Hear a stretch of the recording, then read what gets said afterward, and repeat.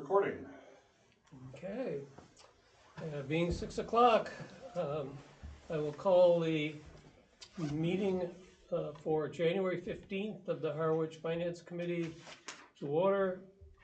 I want to remind people that this meeting will be video and audio recorded and live broadcast, and that anyone in the audience who intends to video or audio tape must notify the chair prior to the start of the meeting. Seeing no one in the audience other than the people at the table, we can proceed. The first order of business is to welcome our new finance director. Welcome, We are all thrilled to have a finance director on board. yes, we are. Thrilled. Thank you. Well, not just a finance director, but a finance director who appears to be very capable to provide information in a rapid manner and provide very clear graphics associated with that to make our job easier. So I certainly, as one, have done this many times, but I appreciate this. Now, we'll just say the package we got for the budget was exceptional. So, thank you. And that's what I was going to say also, is that having gone through the package that was presented to the select board on Monday night, it is a very extensive, well-organized, well-presented package, and we very much appreciate the work that was done to put it together. Thank you. Thank you. Is there anything that you would like to bring up in having your chance to have, most of us anyway, 1, 2, 3, 4, 5, 6. We do have Scott Norum on remote, and we do have now Dana DaCosta on remote. And Michelle is. And Michelle. And we have Michelle Gallucci on remote. So we actually have the entire finance committee. Yeah, that's right, here for the meeting. Thank you very much, all of you. Silent. Put yourself on mute, whoever that was. Dana. I was Dana. You could tell. You could tell. Hey, can we ask Jennifer just to give us a little background, what she's been up to in the last whatever years and how she got to where we are today? Sure. I guess I was with a neighboring town for a couple of years in the interim finance director role. Had transitioned after serving as their town accountant for a period. I like to say that I'm much better when you talk to me in person than I am on paper, because you might look at my years of experience and think that, it's not a lot, but I absorb things probably quicker than the average bear, I would like to say. Quick learner, pretty adept at this stuff. I started my career in accounting took a little weird jaunt for about 15 years and was a professional trader for a mutual fund company for about 15 years and worked day and night trading stocks and foreign currencies. Fun life, but had its shelf life. Went from, desiring to try something new to getting back to my roots of doing something that I felt more fulfilled doing. And I wanted to do something non-for-profit was kind of my focus, do something give back where I felt like I was contributing to a greater good and not to a bottom line. And took a little foray into a nonprofit here locally and realized it wasn't a great fit for me. So kind of stumbled upon a listing for a town accountant job. Thought, well, I could give it a whirl. It's good to start there because the nuance of municipal, transitioning from corporate to nonprofit to municipal isn't a plug and play, if you will. So it took me a good, year and a half to really understand kind of the nuance of how municipal is different, which is quite a bit, actually. Mm-hmm. So I feel like I've wrapped my head all around that a million times and have gotten to a point where, I feel like I can utilize my history, finance and accounting and really, make a difference. That is great. Fantastic. Yeah, also, Pardon? also my son. Yeah. Yeah, thank you. Yes, thank you. And certainly glad that you ended up here. Yeah. It took me some time to realize that this was what I wanted to do. Again, I kind of briefly went over to work for Eric Hinscherf, who was consulting for you guys on this front, and he's a good friend of mine, and worked for him for a little while to kind of decide, where I wanted to land, what I wanted to do. Learned a great deal working with him too, because I was participating in some of the work that went into Harwich as a consultant. I was also managing some other towns and working on some other projects for them, and was able to really kind of grow my knowledge in other areas, like expand my my knowledge and abilities to do, projecting further out, making larger decisions on things like that. So it was a great stop for me. And Eric is an encyclopedia. Always good to plug in and download from him. So happy I took that opportunity. Absolutely. And yes, and my only familiarity had been that you had already been here in a sense, working through Eric. That was the only reason that I was familiar with you at all. Yeah.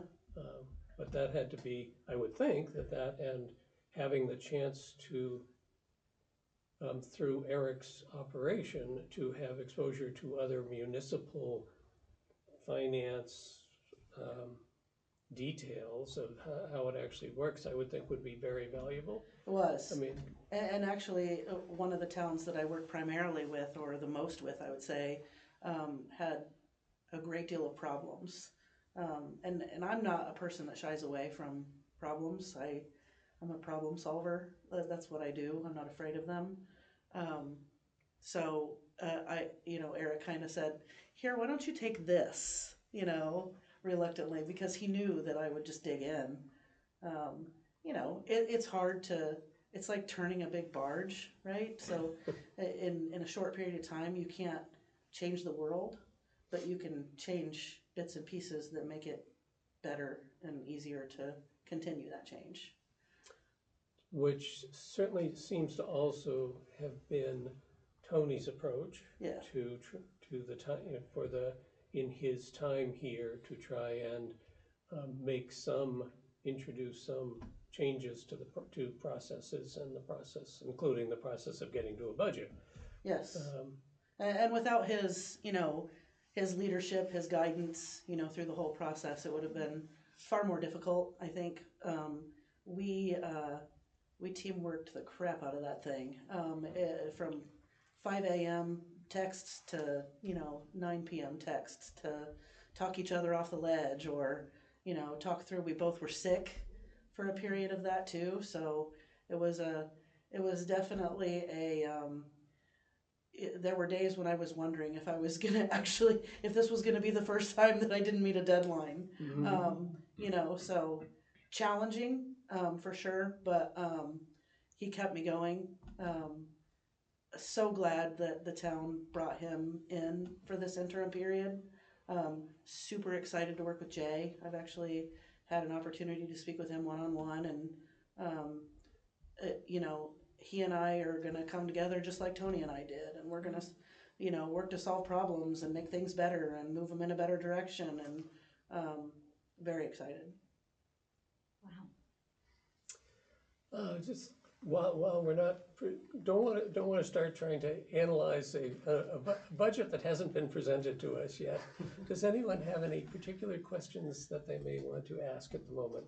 Let's try Peter first. We've had difficulty in the last couple of years with our communication from our team through to the finance director. Okay.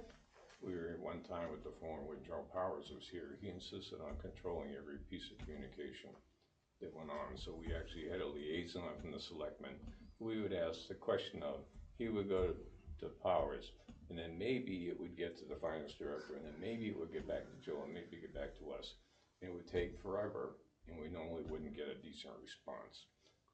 How do you see that relationship work in the future, such that, and we don't want to all call you up every day and say something, but if we work through the chair with specific questions or requests, do you think that's appropriate that he could deal directly with you? So what I'll say, kind of to go backwards a little bit first, is, you know, there's certainly a great deal on my plate right now that, and I have a lot of people knocking at my door or Sure. ringing the phone or sending an email. There is an end to me, as much as I've been working and as much as I've been doing. There is a stopping point for me. At some point I do sleep every once in a while. I have a family, and I, you know, so the difficulty so far, and until it settles a little bit, has been that there's no time left in the end for much beyond what the fires I'm putting out right now, right? Or the immediate demand of my 5 bosses, right, to facilitate what needs to happen in the charter timeline or whatever. So Tony has been a little bit of a shield, if you will, in that regard, because he doesn't want me to get distracted. I tend to be if you send me a message, I'm gonna see it and I'm gonna reply to it. My work email is on my phone I carry with me and use personally, so I'm gonna get it, I'm gonna see it. I tend to not let things go, but I've had to learn to do that here. It's unfortunate. I had a conversation earlier today with someone that, there are a lot of problems that for you are a big deal, and I get that, right? But there are a few other problems that have taken priority of my time, right? So until that settles, right, it's just difficult for me to promise you, hey, send me an email, I'll get you an answer in a very timely manner, a week or two, right? Whatever that time frame is. It's tough for me to promise that. I don't like to overpromise and underdeliver. But what I will say to you, one of my strengths is communication. So I don't foresee that you're gonna try to communicate with me and I'm going to ignore you or not give you what you're asking or not provide the value that I do. I'm reminded on a regular basis, not just by Tony, by others, that I don't work for the committees and boards, right? I don't work for you specifically, so it's hard when I have competing orders of things that I need to do, particularly right now. I see a time, I say this to my staff all the time, 2 years from now we're all gonna look back and laugh at this, right? And be like, you remember when, But until then, my hair's on fire and I'm drinking from a fire hose at the same time. Some days I wonder how I finished what I did finish, and I'm upset that I didn't finish more. So until that settles, and until that, comes together a little bit better, which it will, it's difficult for me to make that promise. I don't mind if you email me through the chair.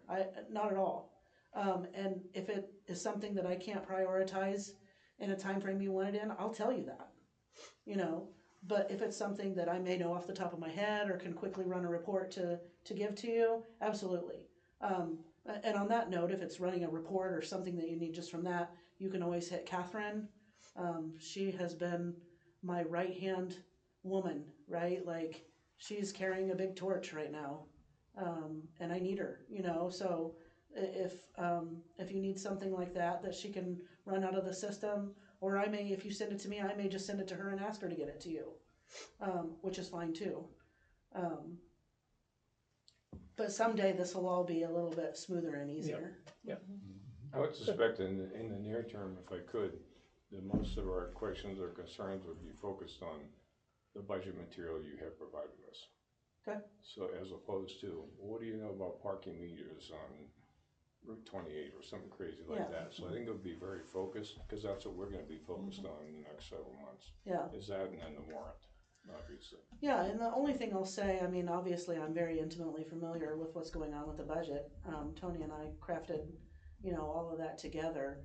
It is the town administrator's budget, so, any question that's beyond kind of a finance-related question, which you probably wouldn't be delving into too much since you're the finance committee. You know what I mean? Just as long as appropriately I can answer it. It's a question I can answer. Yeah. And doing exactly the way that Peter mentioned in terms of we wouldn't, hopefully anyway, you won't get any requests that haven't come from me, you or the town administrator won't be getting any requests from the individuals that haven't come from me or through me. So for the same reason that it just becomes problematic on anyone in any environment to be getting more of that fire hose approach to That will requests. certainly help. Yes, for sure. Dan, you had something. I do. Okay. I'm assuming that you have financial oversight responsibility for the entire town's fiscal operations. I do. Are there any particular areas that, based on your experience, that you feel are a high-risk area that you need to kind of delve into and make sure that the proper controls are in place? Well, I mean, obviously, I think that there are controls that need to be addressed. I think I'm currently working with our auditors to have them come in and review internal controls. I think it's important that we, you know, as we're transitioning to this new team, that we assess where we've been, we assess where we are, and then we talk about where we want to go from there. Internal controls are very, very important to me. It's music to my ears. It's not that any of us think that anyone else is going to do something bad. It's eliminating the ability for anyone to do something bad. Yes. And so that's always my goal, right? Remove that. I don't want the ability to do something through multiple steps. I don't want my staff to have the ability to do something. So we're absolutely reviewing that. It's a form of risk assessment. It is. And determining what possibly could go wrong with the particular financial operation. And I definitely think, particularly with the turnover in the finance director role, finance being relatively new, if you will, in general, broadly, I certainly think that there are processes or procedures that, if at some point they existed, have a bit fallen by the wayside. So certainly an effort to get back to some procedure, process. I've started developing some forms that staff has to use for certain things, tightening up controls on things like the P cards. I have a bit of an issue with how that's being run. So that's certainly one of the items on my personal agenda to tighten down, and, you know, have a policy, have a form that everyone signs to say, if I commit fraud or if I am responsible, if I, you know, to make them know that this is a legal relationship that they've entered into by using this card, and there are rules for using it. Not paying sales tax, you know, we're a municipal entity, all these things, right? They add to the money that we're spending. and it's not the way it should be. So one of the things that I have an auditing background, and one of the things that my teams would include in their internal control questionnaire is to interview the person and ask them why they do a particular process in a certain way. And if the response is, well, that's the way we've always done it, bingo, worst phrase in the English language. I hate that. I can't, when the response I get to anything, when I say, well, you can't do it that way, and here's the statutory support for that, right? And I get the response, well, we've always done it that way. Yeah. What am I supposed to say to that, right? Like, I'm sorry, but you're not gonna do it that way going forward. So, you know, we've gotta find the right, you know, path from here forward. We're on the same frequency. Yeah, no, it's important. Yeah. And so the auditors actually will be on site later this month. They're coming in, they're gonna interview department heads, they're gonna talk about internal controls, they're gonna interview Tony, they're gonna interview me, which I've been talking to them nonstop, so, but, there's a process that they're going to go through to fully kind of take that deep dive, right? Start afresh and move forward. Nice. Good. Yep. And I'm still hoping to earn the GFOA audit award this year. Nice, very nice. Fingers crossed. Yay. Nice, yeah. So, Wow. So we're hoping for you. Dan should be happy. Dan does something. Yeah. Dan, you should be happy with all you're hearing. Absolutely. This is Yes. music to my ears. I mean, I live this I stuff. haven't seen Dan smile like this Yeah. in a long time. Internal control, this is the first time I've heard that term. The people that are coming in, is that the same audit firm that does the audit? yes, Okay. CBIZ is now, through acquisitions and mergers, Yeah. is our current auditor. Come up with a new, completely unclear name as compared to, Mary and Sue's audit company. Yeah. Yes. Anybody on the remote that would like to check in here? I think I see a hand from Scott first. Yes, thank you. Hi, Jen. Hi. It's great to see you. Great to see you again. Great to see you. I just want to echo the appreciation already expressed about the clarity and completeness of what we've seen so far from the fiscal 25 recap, as well as the first version of the fiscal 27 budget we saw on Monday. Great. I really appreciate that, and that gives me great hope that we're going to have a lot more clarity than we've had. I'm only 2 years on this committee, maybe even a bit shy of that, but so far I've been left hungry for more from every set of data that I've received. I just have two general questions / comments before we dig into the budget itself. Is number one for format and one for content. So for format, I'm curious as to how difficult it is for your office to produce some of these reports that we receive in Excel instead of PDF or other static formats. Because we find ourselves, I've done it and I've seen fellow members of the committee spending a lot of time punching numbers, hopefully accurately, but not always accurately. I've made mistakes myself doing that. From these static sheets into Excel in order to do a little analysis. And it would be great if we could start getting some of this stuff in Excel, if it's not that much trouble and once you are in more of a steady state workload. Sure. So I will say that, as robust as Munis is, and I'm a fan, by the way, particularly for municipal accounting, it does have some shortcomings, and I will say that most reports are able to be downloaded in either PDF or Excel format, and I tend to, I'm a self-proclaimed Excel nerd, so I am very Excel heavy in everything that I do. I tend to download large subsets of data out of Munis and do a spreadsheet for my analysis, and very rarely run a canned PDF report out of Munis myself, so I understand your question. Right.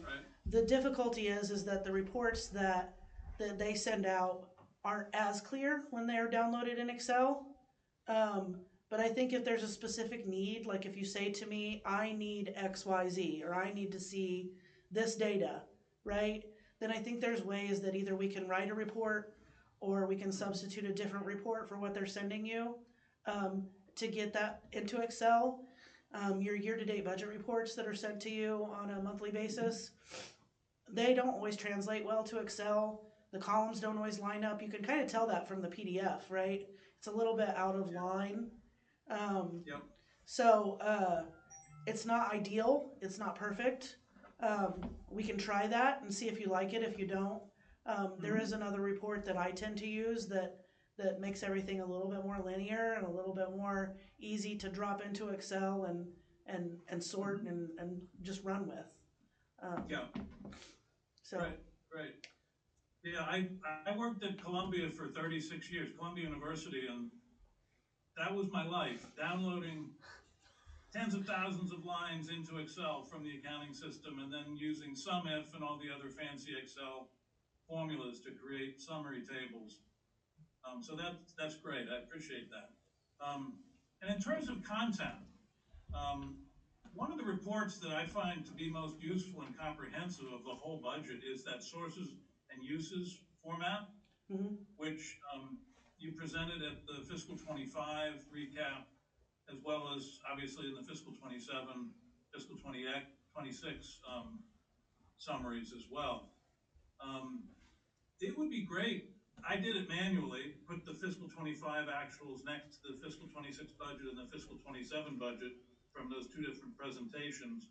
But that's one of the main formats that I would find most helpful in Excel, so that the categories in terms of the rows are the same across the different years.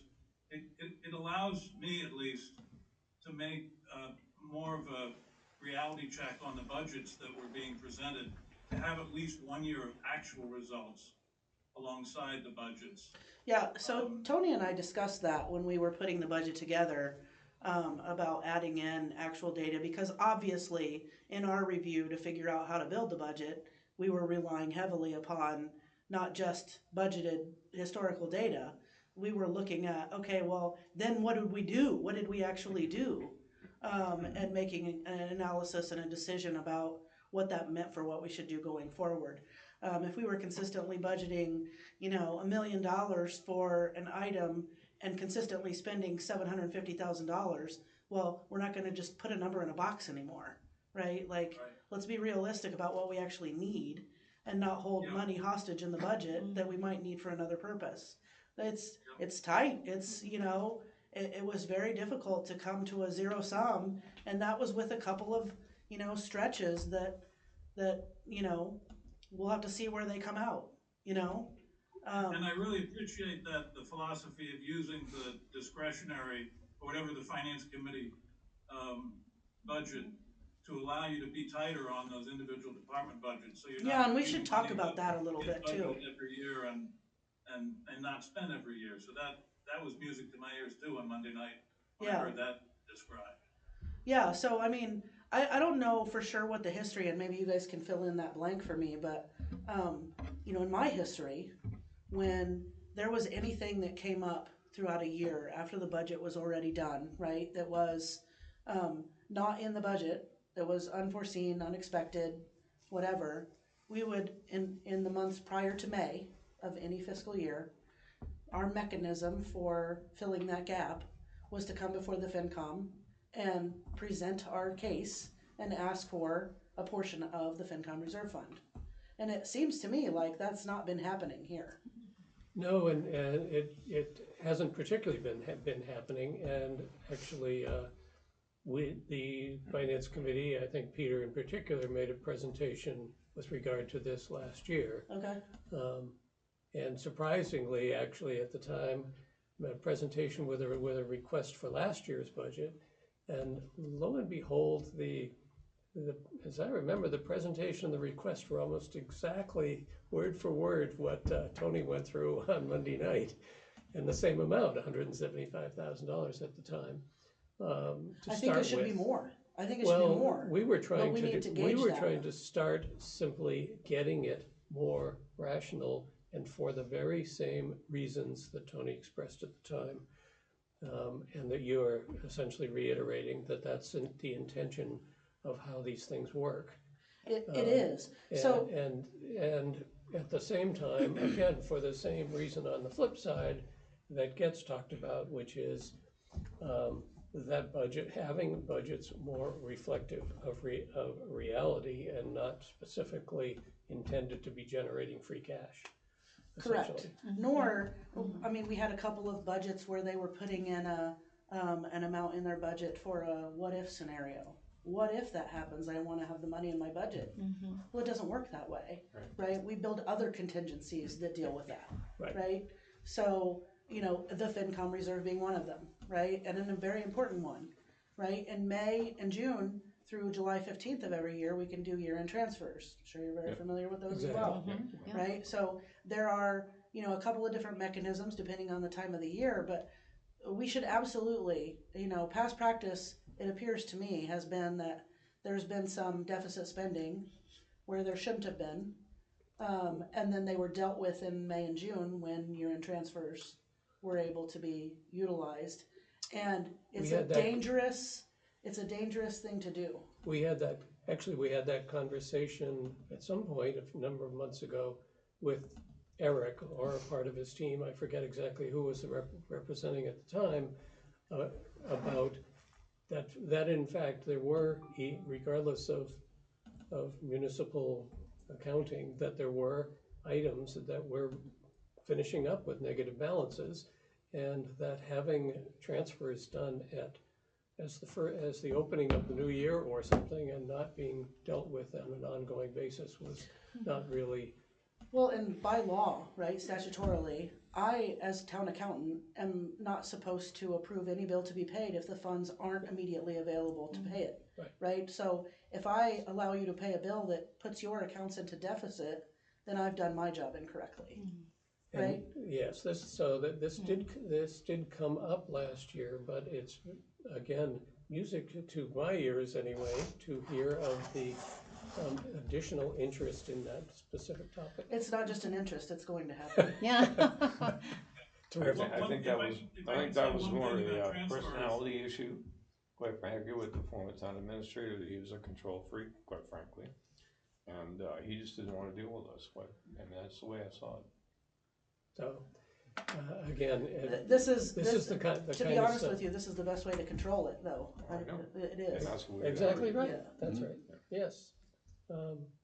And we, again, we've been through this recently, and so we, I think, greatly appreciate, I greatly appreciated that little nugget of presentation on Monday for the same reason. And I sent a few weeks ago, I sent an email out to all department heads and just said, this is coming, right? Like, we're no longer going to be approving bills that send your accounts into deficit. There is a mechanism for this. If you want further education, come see me, but here's the general, right, brief and dirty, of what needs to happen. And I've committed to all of them, and I will do it. Like, at any point that we get one on your agenda, myself and hopefully a representative of the department will come to the meeting. We'll answer any questions that you have.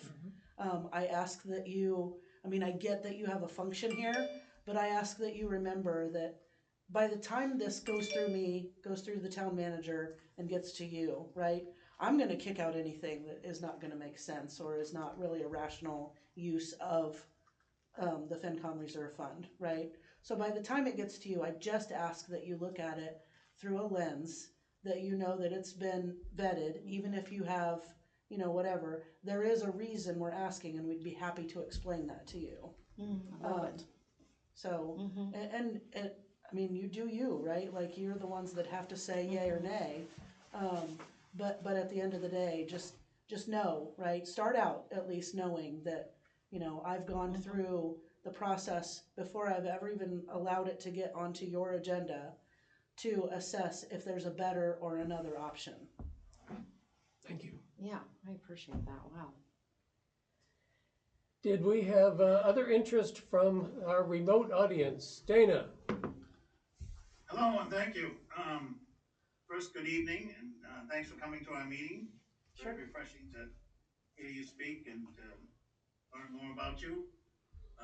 You were just talking about the reserve fund. I do note that the reserve fund of $175,000 coincides with $175,000 of free cash needed to cover the budget, and I was wondering if there was some relationship between those two numbers. Yeah, so I actually spoke to that at the meeting, at the select board meeting on. I missed that. I'm in Florida. No, that's okay. I'm just saying. So yes, statutorily, right, free cash shouldn't be used to support day-to-day expenses, right? Operating budgets, so on and so forth. One exception to that is in your operating budget, the one thing that you have in your operating budget that is explicitly for unforeseen and unexpected expenditures is the FinCom reserve. So one exception to being able to utilize free cash is the FinCom reserve. So I proposed that we use a portion of our free cash to cover that. That's the first time I've heard that, and, makes sense, and I have no problem with it. I just was thinking that those two numbers meant something. They do, together. absolutely. That was intentional. And it would be written in an article to basically spell that out. It would be very clear. Yeah, and, I also noted that, despite the fact we've had the same budget for a decade, that it's been decreased, so that's okay too with me. Overall, I'll just update the finance committee that, I'm just about ready to send you my version of the budget numbers, as a double check on what has been presented. And so far, I'm dollar for dollar right there, so, you'll get that, Scott, in the form of a spreadsheet. And, you'll probably have that in the next day or so. And I'm also ready, at the same time, we'll send the one-liners out that we've got so far. So, those are some of the numbers that we track on the finance committee separately, just to make sure that everything adds up and there's no footing errors or anything like that. We can see the numbers and you can see the numbers and make sure that they both correspond with each other. My other questions for the budget and so forth will probably go through the town administrator after we've discussed it together. But thank you for coming and welcome aboard. Thank you so much. And what Dana's describing is an example of the kind of thing that Scott was describing earlier, that we take that departmental PDF that comes in the budget, and it gets input into a spreadsheet with other comparison or history of the same items for our use and as a check, as Dana says, to on the numbers. But so he's down. I was sent to Cambridge to learn Lotus 1, 2, 3. Yeah, That's I learned that when I started spreadsheets. So he gets to sit in Florida in his trailer punching Excel Punching spreadsheets. It's funny. All So right. you don't feel too bad. We have a frost and freeze warning tonight, so we're all taking our hoses in and things like that. We'll be. That makes us feel a lot better. I don't see any other hands raised, I don't think. Scott. Scott Scott has is his not on. hand. Oh. We can't hear you, Scott. We can't hear him. Go Now I ahead. hear you. Oh, I I did. think the Oh, was you Dana. were. Huh. Your mute is off, but your microphone's still not working. What happened to your microphone? Just there. Whatever you did in the last 5 minutes. Walk it back. Well, we'll come back to you. Rewind. How's your semaphore? Yeah. West Coast. But I guess, I don't know, can anybody tell who C is? Kevin. Let's see. Catherine? Catherine. Oh, that's Oh, Catherine. Catherine. Oh, Yeah. Catherine. I don't see Michelle looking to get in. I haven't heard from her. Spells on Anyone the else imagery. here I that just- would like to? Yeah, I just want to Involved. appreciate the educational piece of what you do, because I've only been on FinCom for, Mark, how long? 6 months? We came on, we're the newbies. Okay, And I come from the Monomoy School Committee, okay. and have a lot of experience with that budget. And so much of what you're saying, I'm like, oh, this is wonderful, this is wonderful. So I just wanted to appreciate, because when I watched the presentation Monday, it was so educational. Like, I understood what you were saying. And I really appreciate that. I like, it's one of the things that I think, I love to share my knowledge. I've worked for a few people in this line of work that kept things very close to the vest. You guys have alluded to that, right? I think Yes, it's a aware. common thing. And so, for me, it's quite the contrary, right? I have held training courses for my colleagues. I have held training courses for anyone that wants to better understand municipal finance. I'm pretty good at meeting people where they are and bringing them up with my knowledge. I've done it the majority of my career. So it's something that I love. And I love when you're talking to somebody and they don't get something and then you see that light bulb go off and all of a Yeah, sudden they've got yeah. it. There's nothing better. Well, you would have seen that in my head and my face when I'm watching. I'm going, oh my gosh, I think I now understand this. Yeah. So I just want Well, more to come. Good. I want More to to come. so appreciate that. Like so many things, there were so many nuggets. Like holding money hostage, all these things you were saying. I was like, oh, I get that. I understand that. So I just wanted to appreciate that. Thank you. A lot because Thank you. I'm learning. I won't speak for you, but I'm Oh, I agree. learning and. Yeah, everything you and Tony said, it made so much sense to me. It was so helpful. Good, good. That Yeah. was the point, so. Good. So Thank very you. good. Mark? Yeah, and I'm new also, so these could be stupid questions. No stupid questions. I thought I heard in this conversation tonight that we're getting some monthly reports. Yes. Is that right? So where are they? Because I haven't seen. I'm not sure who's on the distribution list.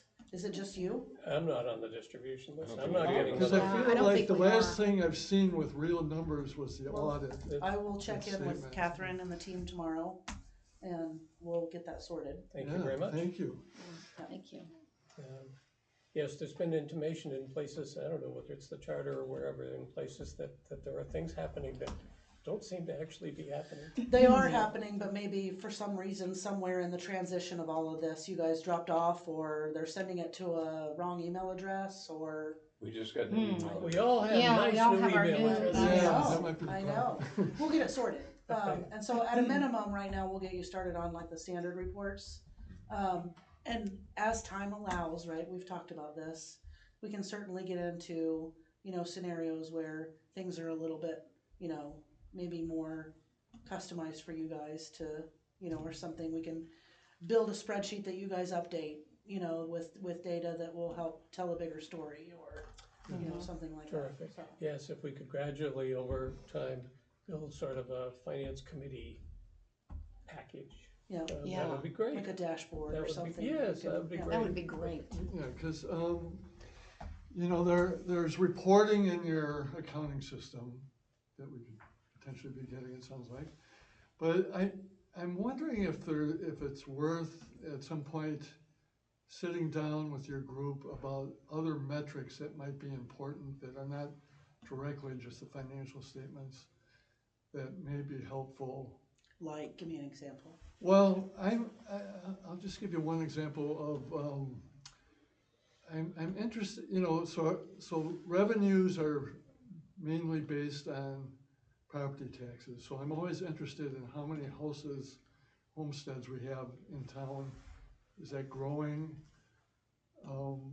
So let me tell you, just as a matter of, for things like that, when you start to dig in. Yeah, The DLS has a data bank, right, that you can go online. You can pull that for any community in Massachusetts right now, okay. including Okay, Harwich. well, I was wondering I whether use it that's all being, the time. but is it being done, is there some kind of reporting on certain things that would be helpful for us that we're not seeing? I mean, relative to like, annually, we do DLS filings for the tax rate recap, Oh, as well, an yeah, that might example. be interesting, so there's a lot of different data. A on lot of data, you can get that on the there. Yeah, DLS that data would be bank. good. Okay. I think Scott has a I'll pick on Scott, but I think Scott in particular has referred us to various DLS reporting in the past. Okay, Can you hear me now? Yes, can, we hear you yes, now. we can. Well, So, yeah, I mean, that DLS data bank is amazing, It is. and, you can get 10 years at a time for some Yep. of these data, okay. like number of households and average, assessed value and all that sort of stuff. I think I sent you the link, a few months ago. It's really worth exploring. Okay. 100%. But, so is that something though that we all look at as a group, over time, some of that data, or is it, we haven't. okay, something to think about. Cause it sounds like there's probably a lot of good statistics on there. Yes. And then we would have, Probably, I we think have any one of them would historical look for it. data over time. Yeah.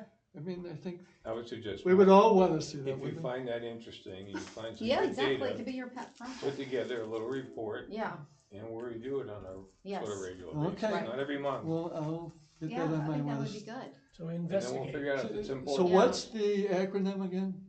DLS, DLS. Division Data of, Bank. Oh, sorry, Division of Local Services. that is correct. Okay.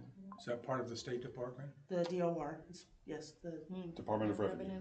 Yeah, DOR, yes. Department of Yep. Revenue. not state. And the cherry sheets, is that what they're yeah, called? the cherry sheets, yeah. Could I slip in my question while my mic is working?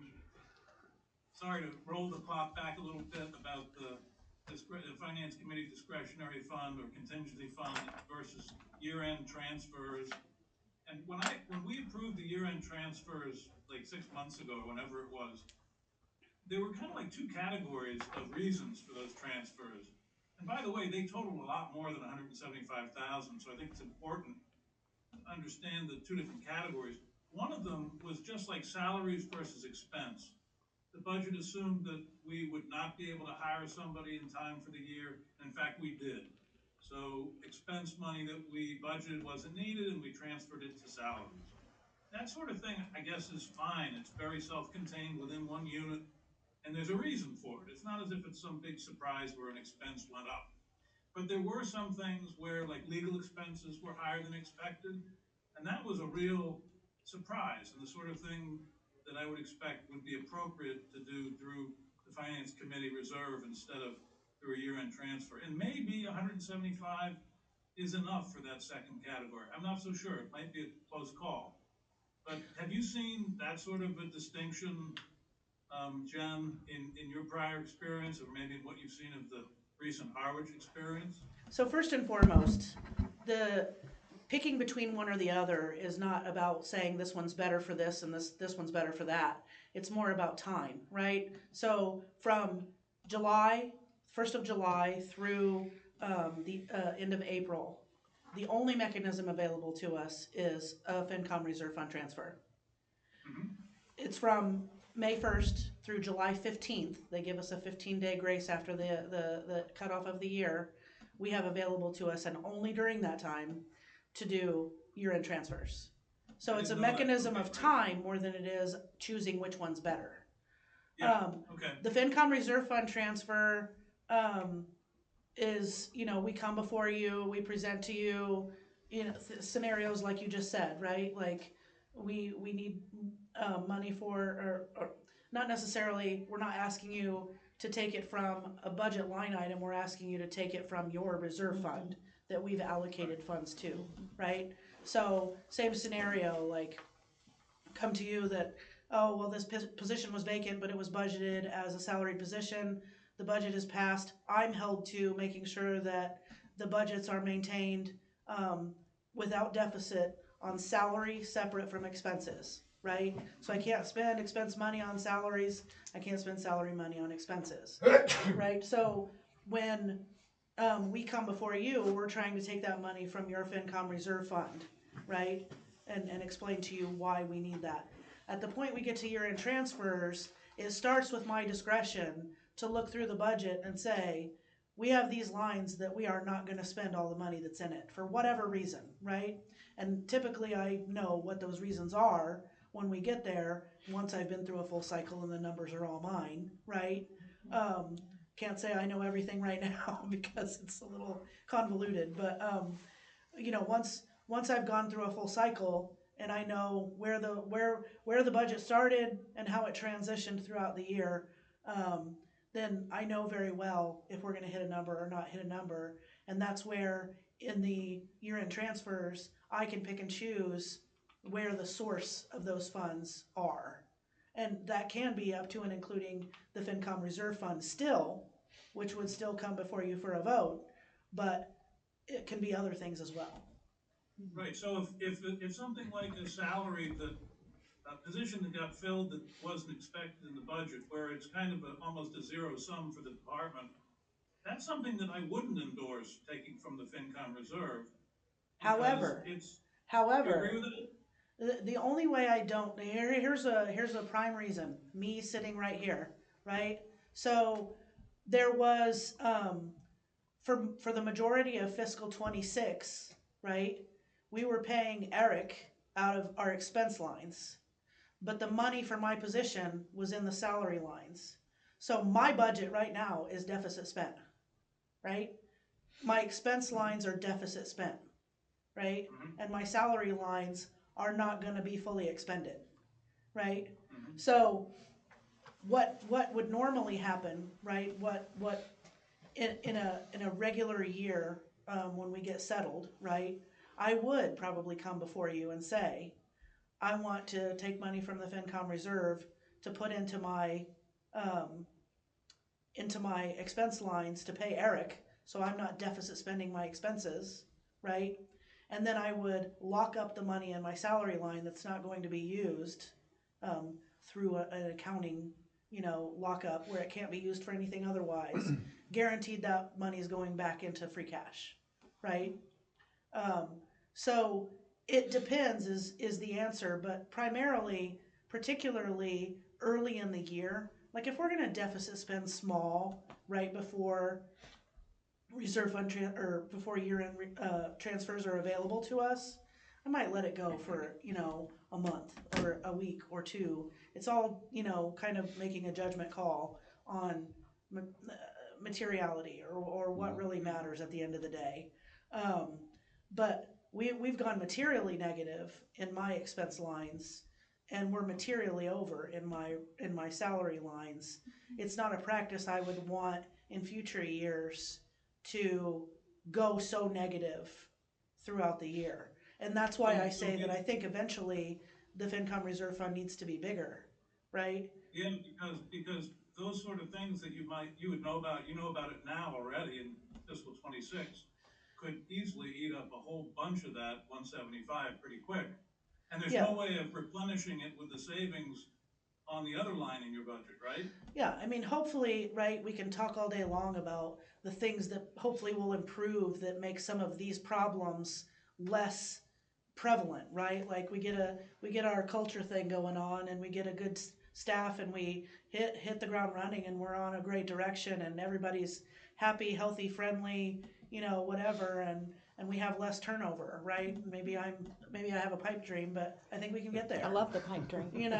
And so we do that, we have less of these scenarios. I think also, like, there are some things we have some foresight on, right? Like, if someone's going to retire, or if someone is, no, we don't have foresight when somebody says, oh, here's my 2-week notice and I'm out in 2 weeks, right? But those positions, sometimes, I'll say, are maybe a little bit easier to fill than the ones that sit vacant for so long. But like, with a position where, I know that there's been a position for the town engineer that, everybody's pretty certain we're never gonna fill, right? For what we're trying, it's been sitting vacant for 5 years. And we have continued, I should say, to budget a salary for that position, and then spent expense money to hire someone to do it. Well, Tony and I figured out that we actually have both in the budget. We have money for the position, and we have money budgeted for the people that we're hiring to do the same thing. So we were like, well, why are we budgeting the salary? Why don't we beef up what we're actually doing right now, right? So I think there's some foresight we have into some of this, where we can make judgments about, I don't have a crystal ball. I don't know about you, but I can't predict everything. But I think that we'll get to a point where some of this is a less pervasive than it has been in past practice. Yeah. Okay, thanks. The town engineer is something we pounded on last year because we've been following that closely. And the previous town administrator insisted vehemently that it had to be negotiated with the union to get that position not funded. Another communication issue. But either way, then take the steps. We can take the steps to make those things happen, right? Yeah. You're going exactly the way we were preaching. Yeah, there's rules for a reason. I'm a rule follower to a fault, but then you follow the rules. Yeah. And get it done. And you get it done, and you move on. And last year, I know in the budget we did, I'm trying to think, I forget if it was the engineer, I think it was some other item that was very specifically double budgeted, like you mentioned. Holding money hostage in the budget. Essentially, that's right, holding money hostage. not budgeting one and not the other, budgeting basically for us, fairly significant numbers, 6-figure numbers. There's for a both. huge opportunity cost of doing that, right? I think so. We're budgeting incredibly tight as it is, and every dollar that we lock up for something we know we're not gonna do, Right. right? We're missing out on doing something else. Absolutely. Right. Absolutely. Mark, did you have anything you wanted to bring up? No. I think there's been very educational. Looks like Dana We has have Dana back on the screen, Yes. okay. I just wanted to say that you were looking for some historical on the reserve fund. I know Peter and I go back to the 1990s, and it used to historically be up in the 300,000 range even back then. And I think we started dropping it down severely during the COVID years and so forth to just bring everything in tighter. But we also used to regularly run a special town meeting within the annual every year so that we could replenish the reserve fund if that was something that was needed. This was well before the 3% transfers were allowed. But we used to have that mechanism as well, just having an article in a special within the annual every year in May to be able to be our emergency if needed. It was like a customary article that was there every year. Yeah, and I come from a town which we funded our FinCom reserve very heartily because, as I said in the select board meeting, it's kind of a risk-free place to stick some money for emergency purposes, right, in the budget. It gives us far more flexibility than calling an emergency town meeting, special town meeting, or, it just gives us a place, a backstop for the thing that you didn't see in your non-crystal ball that you don't have, I think that makes sense that it dropped down during COVID. I think that it should work its way back up, and I think that we'll hit a stride and we'll develop a process that we'll all be comfortable with, from town staff to you guys, and we'll teamwork that and figure out the best way to move them forward. In the presentation. And I'll watch the meeting where you presented the budget Monday night. But did you mention the overlay? I don't see where that is taken out somewhere. The overlay is taken out in there. It is in there. Okay. I'll track it down. Okay. In the presentation on Monday, Tony did specifically comment on the fact that he was used to the reserve accounts in various other places being between $350,000 and $500,000. And so this, I think he also viewed this as sort of a starting point, yes, conceptually. We both agreed on that. For where he'd like to get to intellectually. And suddenly, I don't know if things just are appreciated more from outsiders or not, but suddenly we had a select board that was thrilled at the idea, at the whole concept of a bigger finance committee reserve. So, yeah, however we get there, we appreciate it. Interesting. Yeah, again, and I certainly appreciate this. Been very educational. Yeah, it's been very educational. Just being nice. I just love it. One of the only thing I guess related to Monday and related to the budget that I mentioned now, or just maybe it's a question, what was specifically identified was that some of, and maybe will save us some time, interest, whatever later, that some of the variances in the budget this year primarily relate to items that have been taken out of the budget as not being operational or something and are being funded out in other places. Sure. One of them is the child care item. Dredging. I think dredging may be another one. Yeah. My question is really just hoping that we will get some kind of list or some so that we're not hunting for those kind of items, that when we get whatever the package is that we're apparently going to get, that once this is approved, that there'll be something clearly identifying that. Okay. It just saves time. saves time and effort in looking at variances. And it may be commented on Obviously, that list exists. when we get the package. Pardon? I said, obviously, that list exists. Certainly would think so, Yes. because it was referred, at least the items were very clearly referred to, or some of the items anyway. Yep. Absolutely.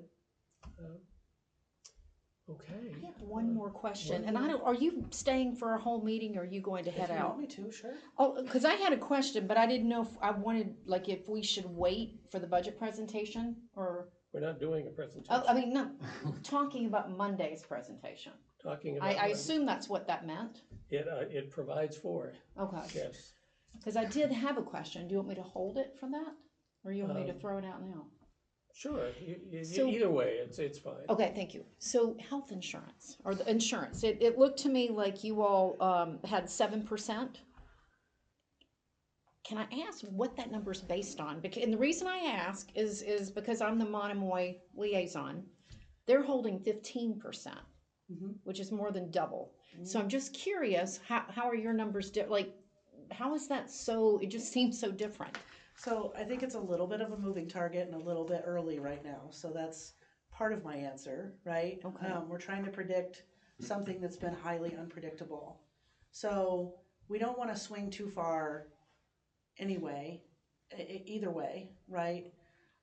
Tony and I felt it most conservative to pick, kind of a, where's like worst case scenario, where's best case scenario, and let's find a middle point that we feel comfortable with.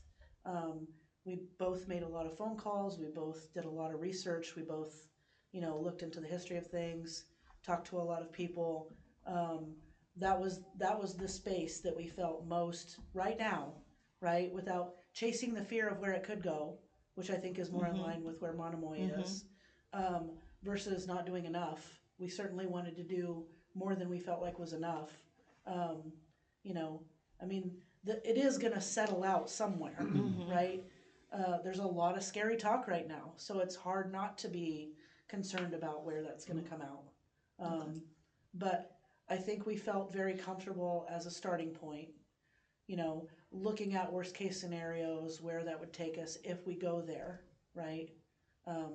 For this as a starting point. Okay, that's helpful. Thank you. It was just such a different number, so I appreciate. Yeah, one of the Okay. things that I said in the meeting as well is that the way I described it is that Tony and I didn't just put numbers in a box for anything here. It was very much so a deep dive into the history.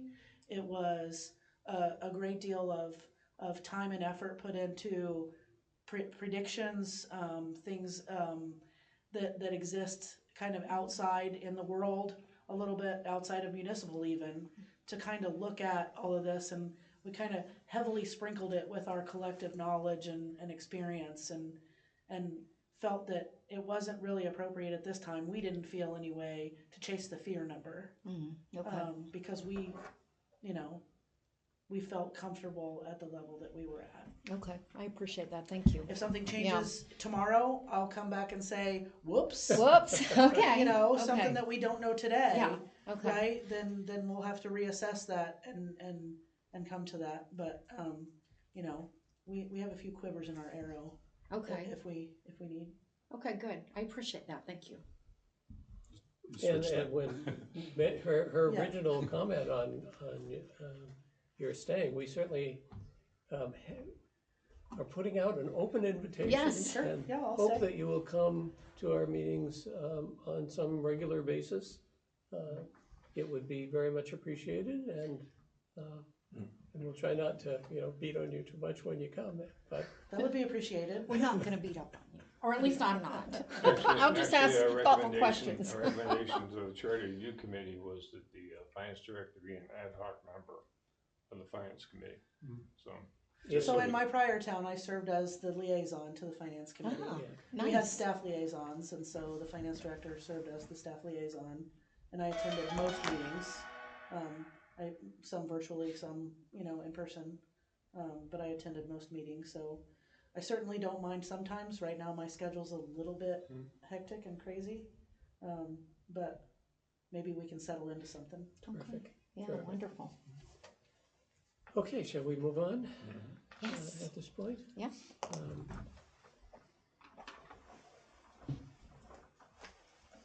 The next item of business is approval of the minutes from our December 11th meeting and the joint meeting of the December 22nd. So moved. Second. That's approval of both sets, yes? Yeah, that's the motion. Okay, so we got a second?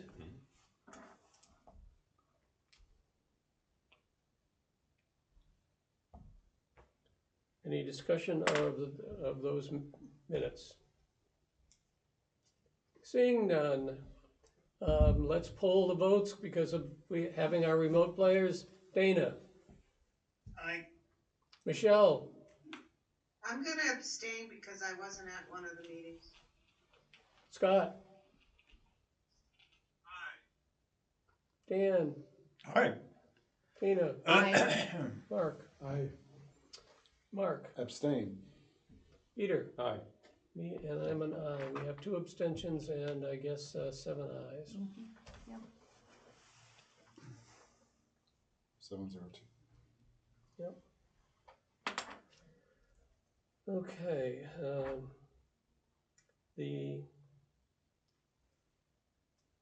guess I'll go back to, because it's really part of, wrapped up in starting to talk about the budget planning more seriously, I guess. The capital plan and capital budget, there has been a presentation of the capital plan and capital budget. Actually, I suppose there's been a few at this point, including the package that was again provided on Monday, which I think has the capital plan maybe 3 times in that same package. I'm not sure, at least twice. We have discussed the capital plan and capital budget, or had it for discussion at least on 2 previous meetings. The last one also not introducing any new issues, concerns, or questions coming from this committee, and I think we specifically had our 2 members both be comfortable with what was being presented. That said, then, I would like to raise the question of both when we would like, from a overall calendar standpoint, when we would like to be scheduling we need to have a public hearing on the capital plan, capital budget, and eventually we need to have a vote. Now, it's possible we could do both of those on the same night, or we could do them separately and schedule them separately. But I'm interested in suggestions. I would be personally happy to do it as soon as the mechanics make it possible, but I want to open it to other people's comments. Peter? I think the capital plan we could do anytime, so my suggestion there was maybe schedule a public hearing for a regularly scheduled meeting in February. You need 14 days notice to advertise it, so we'd have enough time to do it if we said tonight we want to do it for whatever, February 12th, I believe. 12th, that is. okay, whatever. Yep. At the same time, do we know when we will get a release budget from the Board of Selectmen? Do we know a date? We don't. At least as of Monday night, it was presented that there was no change to the overall schedule, which identifies February 2nd, but it was definitely identified, and correct me if I'm wrong, but identified as as still an open question, an open dating anyway. So as to whether that would actually get if that was released to us on February 2nd, we could also do that the same night, have 2 public hearings back to back. Boom, boom, right? have the budget public hearing at the same time, we could. Yeah. Just say past experiences, nobody shows up for the public hearing. I mean, it's a formality we have to do based on the charter. Right. We had your wife show up last year, that was it. I mean, in the year before, nobody showed up, so. It's kind of a formality, quite frankly. But something we do need to do. We do, absolutely. Absolutely. Actually, I'm not sure we did both last year, or We did not do, some, we did I not think do we the did capital only plan one last public year. hearing part. We did not do the capital plan. That's what I last year. think also, that was my memory also. That, which sounds fine to me, I must say, meaning the 12th, scheduling it for the 12th, identifying it for the 12th, put both hearings up. Yeah. And then, I guess we could, if something happens and we don't get a release, we could cancel the other public hearing, I suppose. Yeah. Let's go around and see other people's, I'm also gonna have to find somebody, or get somebody, hopefully a volunteer that knows how to get public hearings written and out. But that's a separate question for the time being. Let's get the identification of the schedule first. Let me poll our remote players as to whether they have an opinion upon the proposition of putting out the advertising for having the public hearing on the capital plan and the public hearing on the budget, both on February 12th. Dana? Yeah, I know you and I personally have talked about this before, and that's the way I would go, is do them both the same night. The only risk you have is if we're working with a draft budget that hasn't been released to us yet, but by then, these numbers will be a lot firmer than they are now. So, we don't really run a risk that we can't talk about it. And like Peter said, you can go back 20 years and there hasn't been 20 people to all of those combined public hearings that we've had. So, I would say that, I'd most definitely recommend that we do them both the same night and at this point as soon as possible. Michelle? Yeah, that's fine with me. Scott? Ditto, yeah, fine. Okay, let's go around the table. Dan? Okay by me. Tina? Yep, makes sense. Mark? Okay, Aye. Mark? Okay, I'm not sure we have to have a vote on it. I don't think so. Yes. Consensus. Yes. can I just ask a Yes. question? I agree. Mark? Yeah, so what would happen at this public hearing? Does someone present the capital plan and the budget to whoever shows up? Let Peter comment on it. What we have historically done, particularly with the budget, the chairman puts his notes together and gives a briefing basically on what's in the budget. Okay, Not line item by line item, Yep. et cetera, but goes through, what the total numbers are and how much the increase is from last year, and, debt service looks like this. And by the way, this is what we're doing with, this bucket of money and that bucket of money, that's all.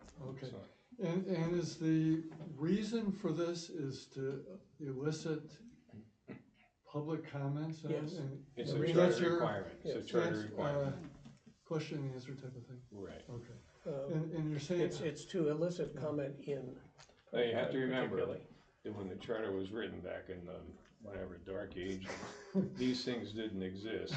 We didn't have live streaming. yeah, So back in those days, it was an opportunity for the public to actually come and sure. hear some things, but nowadays, it's all, available online.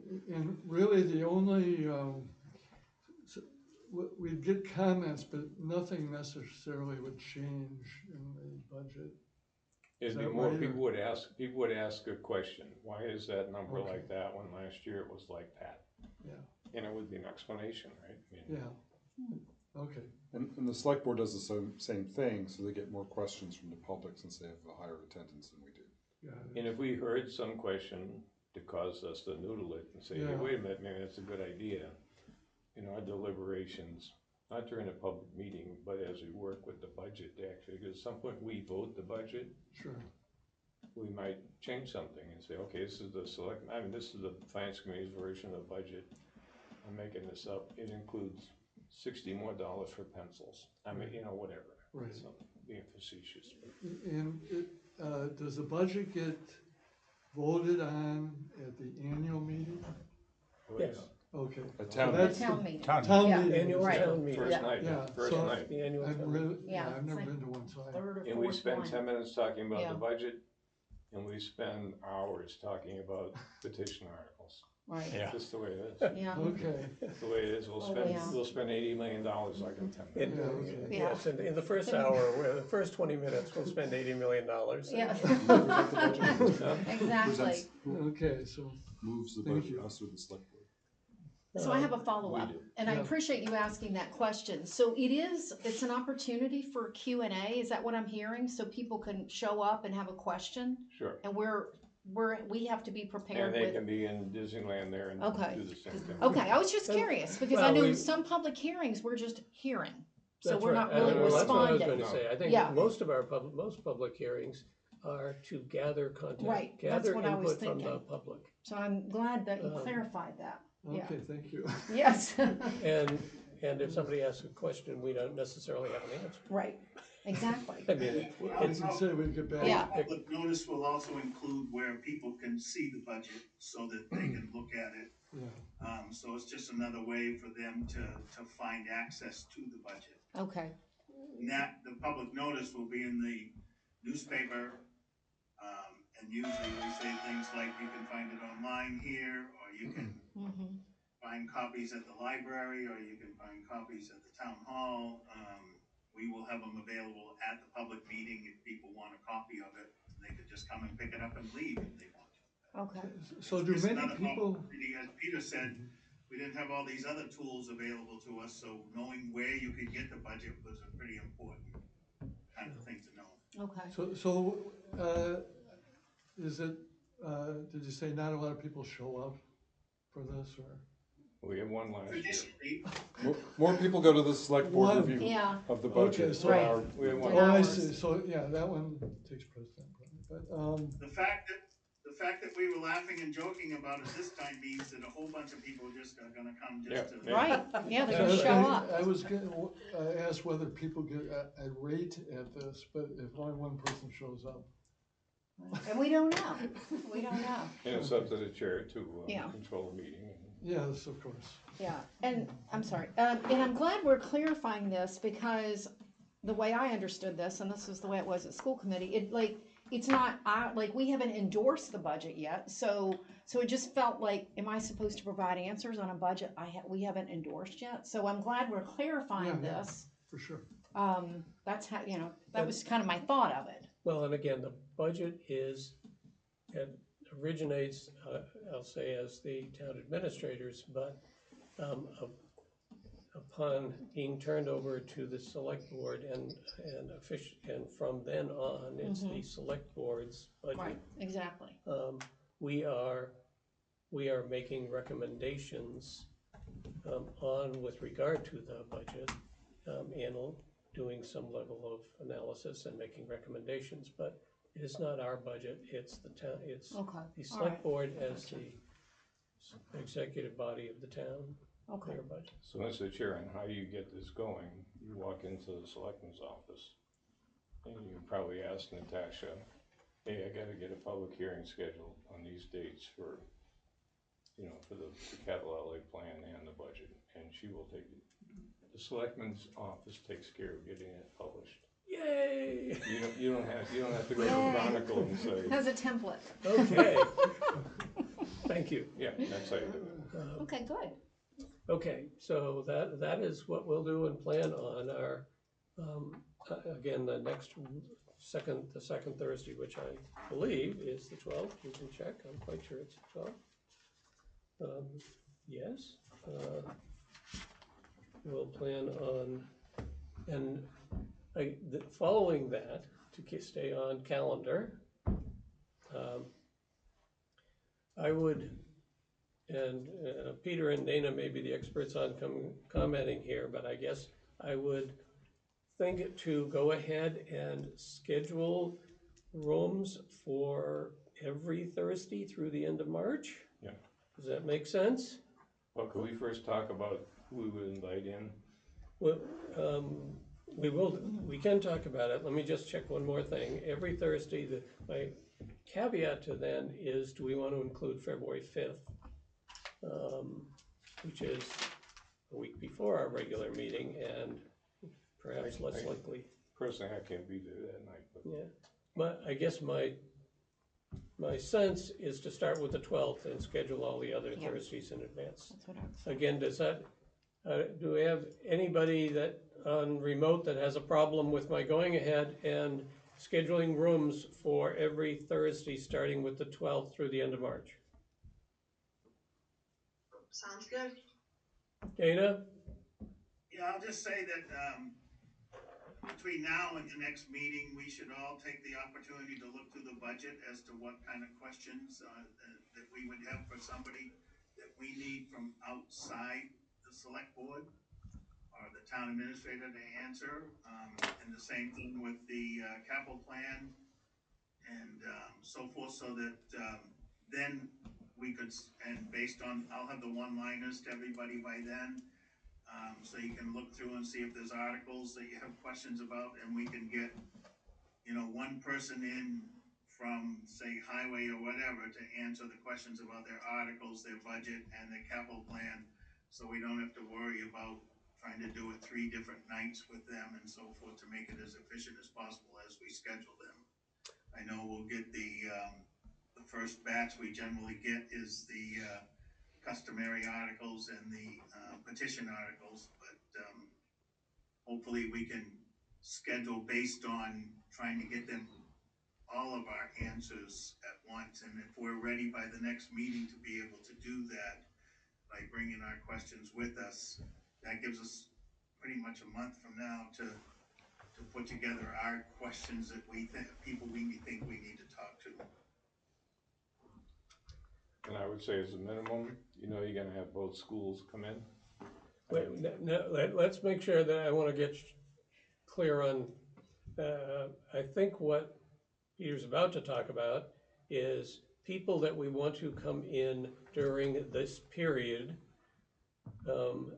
as interviews over their specific department budgets. And not every, I don't think we're talking about having all these people on February 12th Oh, no, in our room. no. So each of the Thursdays. Back to Peter. But I would take the next meeting for the next Thursday and do both schools. Do the tech school first, because their budget is short and sweet, and then we'll do Monomoy after that. So you're saying the 19th? The 19th? Yeah. Yep. Yeah. Yep. And then the following one, I would at least have the water commissioners, wastewater water commissioners come in and talk to us, which is what we did last year, quite frankly. Wastewater and water. Yeah. And I think if, as Dana says, if we can get our questions in areas of concern or issues appropriately together by our next meeting, I think we can avoid the so-called Saturday session, I think, because the information provided in the budget, I think, is so comprehensive. And by the way, we're talking about fractions of a person or something as far as adding bodies, and that's basically in the election monitors, which aren't full-time people anyhow. Then we're not talking about 6 people here and 7 people over there, that kind of thing for a change. Oh, one of the best pieces in that package that was put together for Monday was the staffing list. Head count. It was exactly that reason. So do I remember right, there's only a fraction of a person or something we're talking about, That what? as an addition, a new body. Yes, Yeah. correct. Yeah. Yep. In the context of, again, a quick, in 2 pages or whatever, quick visibility to exactly whether or not there has been any proposed or expected changes of any consequence. Yeah. And it was essentially, for all intents and purposes, 0, which means a lot to I think people like us. It means a lot to see that we're not really looking at a bunch of ads to staff buried somewhere in the budget. Site control. So Except then I the would say, schools. when we meet on the 12th, that we can figure out during that when's the public hearing? That same night as the public hearing, Yeah, we can figure out what questions and comments we have and who else we want to invite in. besides the schools and wastewater. Yeah. Start that's with what I would them say. and not deal with scheduling anything else until the 12th. Again, that sounds fine to me. Does that sound fine to everybody else? Any? Yep. It sounds fine to me. I just wanted to tell you now, the 26th, I will not be able to make that meeting. So just, Inexcusable. But, but I'll be making all the others. Okay. So don't put the schools on the 26th. Okay. Oh, no, we, That'll be right. the schools, well, ideally, Yeah. they'll be on the 19th. Okay, good. Depends on their schedule too. Exactly, I mean, yeah. but And would you reach out to them about that? Oh, sure. Do you want me to do it? Yeah, Thank I can do that. That would be terrific. And, all right, so 6 o'clock. It sounded like we wanted the tech first though, right? I would suggest the text, so maybe do the text at 6:15, because we do minutes and that kind of stuff. And then Mono Because One. they're They'd be shorter. done by 7, so then mine might be 7 Yeah. o'clock. Okay. Something like Exactly. All right, so The 6 tech is, o'clock and then 7 o'clock? Yeah, Okay. that's what I do. Or the 19th, yep. Okay, then coming back to articles, and I guess a question for Jennifer. I know last year what we were, if my memory serves, we were essentially fed, somebody, and it may have been the chair, was fed articles kind of as they, I guess, were sent to the select board. As I believe Natasha controlled that as well last year. I don't know who's doing it this year. Okay, But out of the selectman's office would come to me. Here are the articles okay. in these bunches, so. To your knowledge, is that sort, that as they come out of the, I know that the active seeking of warrant article requests is open right now. Right. It closes, I think, February 2nd or 3rd, at which time everything They'll should be compiled and. yes, because again, the charter talks about final, one of the things that was never historically, or at least in my history, complied with was, the final version of the articles being as of that date that's in the charter or some such thing. And therefore, we'd get stuff that wasn't the final version of the articles, but, I'm not versed on where that stands. okay. But I do know, like I have an article for bill of prior years, that I've submitted. I believe that on Monday, if maybe if you heard the same thing I heard, the select board already pulled the seasonal communities article. I think I they believe that voted to they pull did. it. I believe they did. Yes. Did you hear that, Dana? I don't think he saw the meeting. Are you here? Yeah, I'm still here. I believe Yeah, you may, I've heard the same thing. okay. So you may be able to delete it from your list. I'll send you the list as I have it with that on it. Okay, And who knows what petition articles will show up.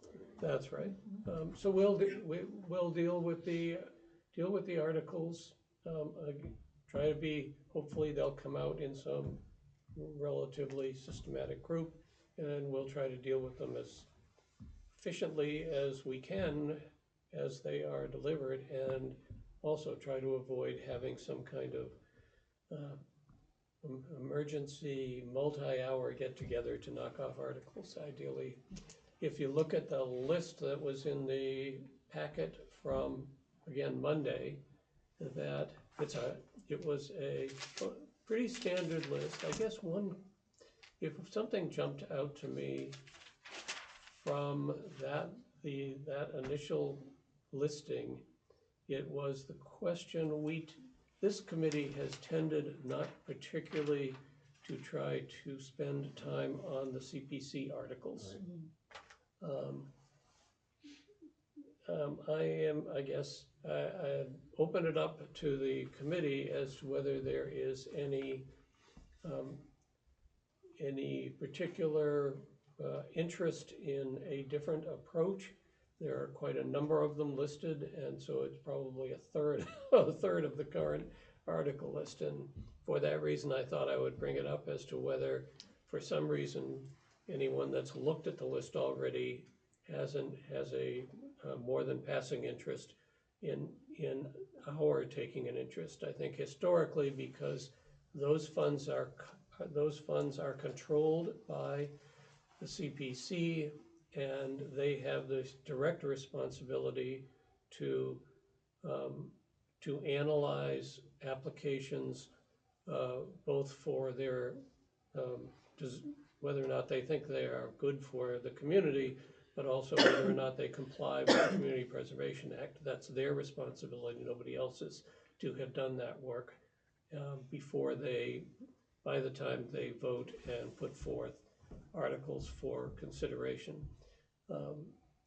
That, I think, contributes to why we have not particularly decided to spend a lot of time as the Finance Committee on that group of articles.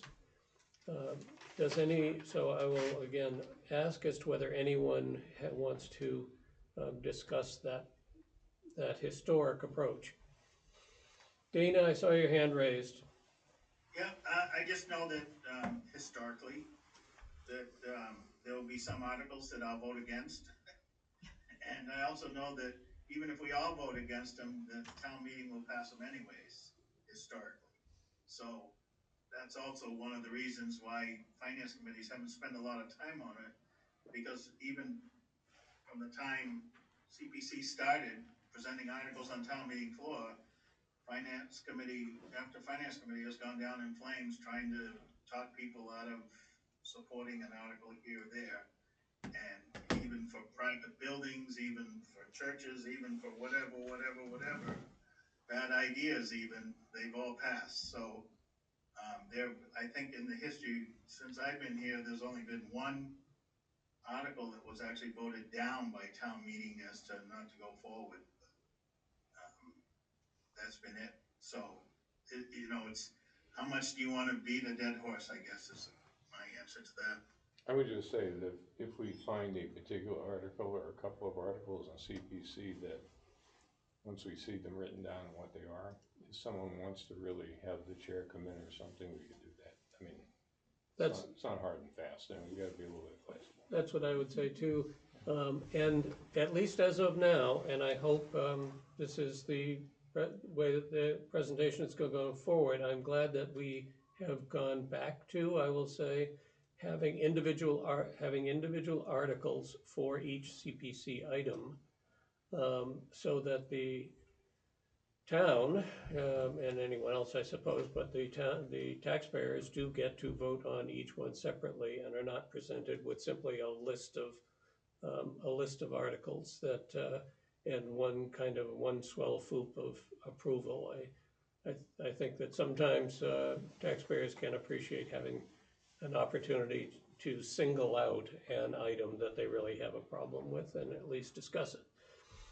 Okay, so we will go forward, and again, I only bring it up because it's as of the moment, it's a big chunk of the articles outside of the direct budget articles as to what makes up the articles, and that no one is at this point in time particularly exercised about the group of CPC articles, and I will leave it at that. Do we have other items to discuss tonight? Peter? Noticeably absent from the budget that we saw on Monday night. Is anything to do with 204 Citizen Road? And I don't have to reiterate to this group and those folks out there what our position is on 204 Citizen Road. I think after last year's town meeting, we had some assurances from the Board of Selectmen that would get corrected. I haven't seen that. What I would suggest, Mr. Chairman, is somehow you contact the Chairman of the Board of Selectmen and find out what they plan to do about it. As you may have heard, the chair of the Board of Selectmen did at least acknowledge the fact at the Monday meeting that explicitly they had decided explicitly to not take it up, as they didn't have the resources to take it up, but at least were willing to recognize the fact that it was a topic that had been put forth and that it would be taken up in the future. What's that mean? I don't know what that means, but I can follow it up as to see if I can get anything more definitive. What do they mean on the resources to deal with it? Again, I don't know, but as our finance director identifies that, Okay, we all- I forget if you said hair on fire, I'm not quite sure what. Hair on fire, drinking from fire hose. Something like that, a variety of similar Well, okay, but comments. just to be clear, Yes, the budget we had proposed for that a long time ago was like $325,000. that's, So yep, one could say, where's that money coming from, okay? So the answer to that is, we all know from the report and analysis we did 18 months ago that there are a lot of holes in the historic expense account associated with running that building. That what you would find is that the revolving account balance that exists today is overinflated. A huge chunk of that money can be brought back in to sources, and anticipated revenues, rents, because all those spaces are rented, they're under lease, can be brought into the sources of revenue, more than offsetting the 325 or whatever it is to cover it. So money's not the issue, it's the will to do it. well, that's certainly what it seems like. I heard the comment made by Chair Howell on Monday. So I'm not sure if he simply knew that having me sitting there, that was the only, that might be the only reason I was sitting there, and he wasn't going to pass up the opportunity to comment on it. But that's exactly what we decided in coming up with the letter that we sent to the select board, and any other side conversations we had with them last year, was that not only was it inappropriate, the treatment of the 204 revolving fund and maybe other revolving funds, but that one from a revolving fund regulatory standpoint, but that we have other, simply from a standpoint in town, we have other departments similar in some regards to the 204 that are treated as budget articles, and certainly the 204 should be also. And I would just say, if it's not addressed, then I think we just amend the budget. That's what we do. At least put forth from the Finance Committee, and certainly a topic we'll continue to discuss over the course of the next 2 months, as to what we want to do about that. Okay. Again, any other topics that anybody wants to bring up now? Can you hear me? Yes, Scott. Thanks. So I have a couple questions about the budget materials presented on Monday that I don't think require the input from individual department managers. For instance, the local receipts, budgets. Should I just send those to you in the meantime to get them out of the way, and you can forward them to Jen? Are you talking about questions that you have? Yeah. Yeah. Forward the questions to me, and we'll let me see what you have. We'll decide, and I'll decide what to do with them. Okay, thanks. Yep. All right. I think I hear silence. I guess I would entertain a move to Motion adjourn. to adjourn. I second. All in favor? Aye. Go home. Thank you all for dialing in. Appreciate it. Hey, John, Thank you. hit the button. Hit the button. Sorry my camera wasn't working, but next time. Okay. It was